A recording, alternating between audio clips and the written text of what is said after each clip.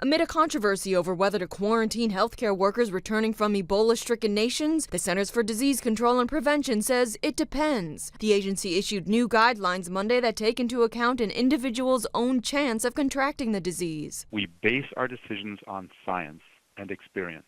The CDC says a high-risk person is someone who had a known exposure, a needle stick, or inadequate protective gear while caring for an Ebola patient. The new recommendation, a voluntary 21-day home quarantine. The CDC says most returning doctors and nurses, however, would be considered at some risk and not require self-quarantine. They're leaving it to state and local public health officials to assess and actively monitor these workers through daily calls. We find that state health departments generally do follow CDC guidelines.